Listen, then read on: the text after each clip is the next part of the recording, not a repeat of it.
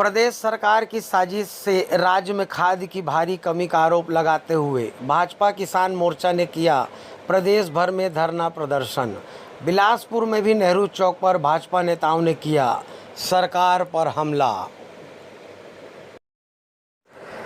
प्रदेश में खाद की कमी और संकट से जूझ रहे प्रदेश के किसानों की समस्या के विरोध में भारतीय जनता पार्टी किसान मोर्चा ने सोमवार को प्रदेश भर में विधानसभा स्तरीय धरना प्रदर्शन किया। भाजपा किसान मोर्चा के बैनर तले प्रदेश के सभी 90 विधानसभाओं के साथ बिलासपुर में भी नेहरू चौक पर भाजपा नेता विरोध करते दिखे। यहां विरोध प्रदर्शन करते भाजपा नेताओं ने कहा कि प्रदेश के किसान एक अरसे से कृषि कार्य में खाद की कमी से जूझ रहे हैं। एक और सोसाइटी में खाद नहीं मिल रही तो दूसरी ओर खुले बाजार में ऊंचे दामों में खाद की बिक्री हो रही है और इस कालाबाजारी पर राज्य सरकार की मौन सहमति है। भाजपा नेताओं ने कांग्रेस सरकार पर आरोप लगाते हुए कहा कि सरकार की गलत नीति और नीयत की वजह से किसान परेशान हैं। इसलिए भाजपा किसान मोर्चा को किसानों की आवाज़ बनकर धरना प्रदर्शन करना पड़ रहा है। तो वहीं भाजपा नेताओं ने आरोप लगाया कि किसानों की समस्या के प्रति घोर असंवेदनशील भूपेश सरकार इस आंदोलन को कुचलने सभी जिला मुख्यालयों में धारा 144 लगाकर इसे रोकने का भी प्रयास कर रही है। कर रहे हो, क्या मांग है आप लोगों की और मांग पूरी नहीं होगी तो क्या करेंगे आप लोग?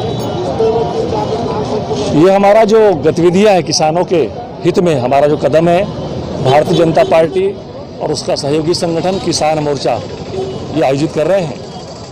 आप सबको मालूम है कि भूपेश जी की सरकार छत्तीसगढ़ में किसानों को लोक लुभावन वादे करके आई थी सत्ता में, लेकिन सबसे पहले अगर उसने किसी का नुकसान किया है तो किसानों का किया है। सबसे पहले प्रधानमंत्री के द्वारा जो किसान सम्मान निधि किसानों को मिलनी थी, इस छत्तीसगढ़ में बुरी तरीके से शासन के द्वारा प्रभावित की जा रही है।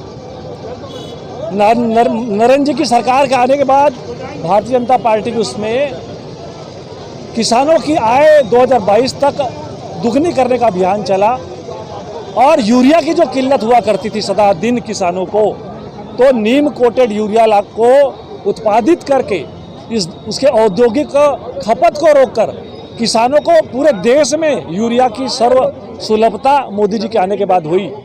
आप देखिए कि पिछले मोदी जी के आने के बाद 14 के बाद से सन 14 के बाद से यूरिया की किल्लत कभी नहीं हुई।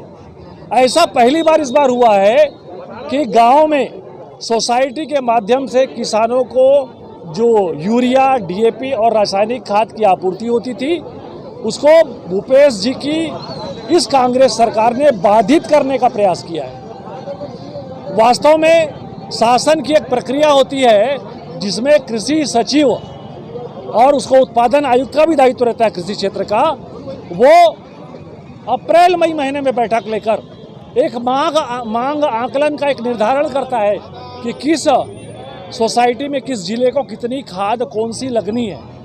पिछले 2 वर्ष से इस संबंध में कोई भी बैठक शासन की नहीं हुई है और सबसे बड़ा दुर्भाग्य है कि कृत्रिम अभाव पैदा किया जा रहा है छत्तीसगढ़ में। स्वयं छत्तीसगढ़ के शासन के द्वारा और सोसाइटी के माध्यम से जो सस्ती यूरिया, डीएपी किसानों को उपलब्ध होती थी, उसे बाधित करके उसका अधिकतम कोटा जो है प्राइवेट क्षेत्र में और निजी क्षेत्र के व्यापारियों को ब्लैक मार्केटिंग के लिए अपने समर्थकों के द्वारा उत्पादित किया जा रहा है। और हमारी प्रदेश की बैठक में विशेष रूप से बात आई कि छत्तीसगढ़ के इतिहास में अभी तक भू माफिया, जंगल माफिया, रेत माफिया होते थे। अब इस बार भूपेश जी की देन है कि इस छत्तीसगढ़ में खाद माफिया पैदा हो गया है। ये दुर्भाग्य है।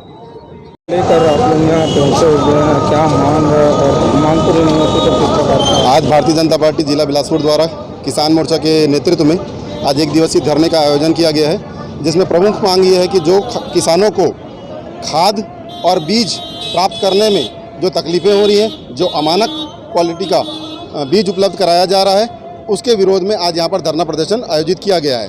और जो कांग्रेस की सरकार जो वादा करके सरकार में आई थी कि उन्हें पूर्ण रूप से कर्ज माफ़ी किया जाएगा और बोनस दिया जाएगा, ना ही तो पूर्ण रूप से किसानों का कर्ज माफ़ हुआ है, ना ही पूर्ण रूप से बोनस दिया जा रहा है।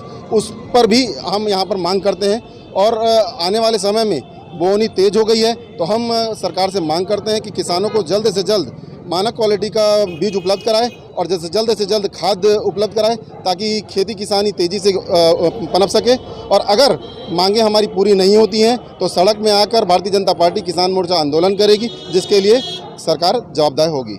नाम बताइए। संजय मुरारका, भारतीय जनता पार्टी बिलासपुर।